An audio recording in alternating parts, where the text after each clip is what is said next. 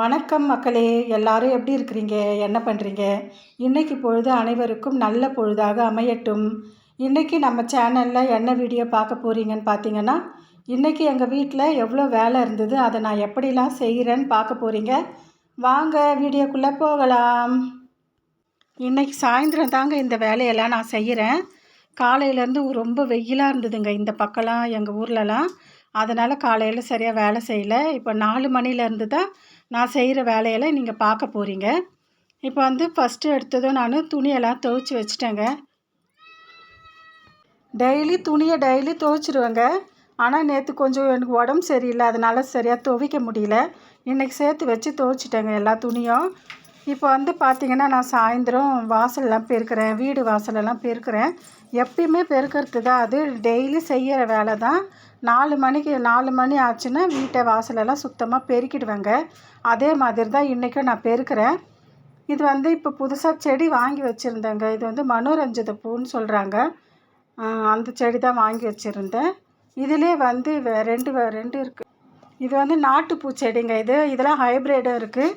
அது இன்னும் நல்ல பெரிய பூவாக நல்லா பூக்கும், அழகாக இருக்கும், வாசனையும் சூப்பராக இருக்குதுங்க. இது வந்து நான் துணியை துவைச்சி எடுத்துன்னு போகிறேங்க அலச. ஏற்கனவே நிறைய துணியை வந்து துவைச்சி அலசி வச்சுருக்கிறேன். இங்கெல்லாம் வந்து தண்ணி கொஞ்சம் கம்மியாக தாங்க வரும்.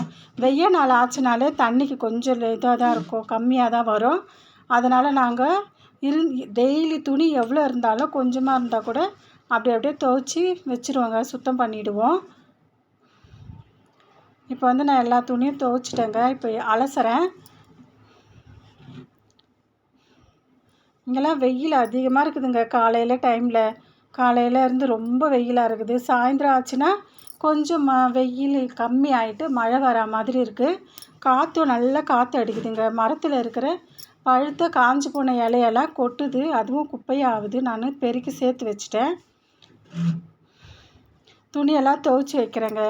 இப்போ எவ்வளோ துணி எப்படி துவைச்சாலும் நான் தான் இதை மடிக்கணும், யாரும் மடிக்க மாட்டாங்க. துணி வந்து துவைச்சிட்டு சேரில் எடுத்துன்னு போயிட்டு 2 நாள் 3 நாள் இருந்தால் கூட அது அப்படியே தான் இருக்கும். அதை தேடி எடுத்துக்குவாங்க, அவங்களுக்கு வேணும் துணியை.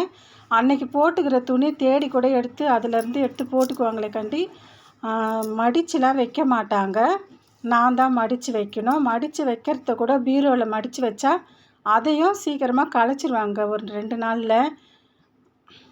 அதே மாதிரி தான் எனக்கு வீட்டு வேலை அதிகமாக இருந்துக்கினே இருக்கும். இப்போ வந்து நான் பாத்திரம்லாம் கழுவுறேன். காலையில் அழுக்கான பாத்திரம்லாம் கழுவி வைக்கிறேன். வீட்டுக்குள்ளெல்லாம் நாங்கள் கழுவ மாட்டோங்க, எங்களுக்கு சிங்க்லாம் இல்லை. நாங்கள் எப்போயும் மழை வெயில் நைட்டு டைம் காலையில் எப்போவுமே நாங்கள் வெளியே தாங்க கழுவுறது. வெளியே தண்ணி இருக்குது, தண்ணியை பிடிச்சி குழாயில் கேனில் தண்ணி வச்சுட்டு நாங்கள் வந்து கழுவுவோங்க பாத்திரத்தை. இப்போ பார்த்திங்கன்னா, நான் இன்றைக்கி வந்து அதிகமாக வேலை இருந்தது, அதனால் சமையல் சிம்பிளாக தாங்க பண்ணிட்டேன். இப்போ வந்து பார்த்திங்கன்னா, வெள்ளை சாதம் தான் வடித்து வச்சுருக்கிறேன். முட்டை குழம்பு தாங்க வச்சேன், தக்காளி சட்னி மாதிரி.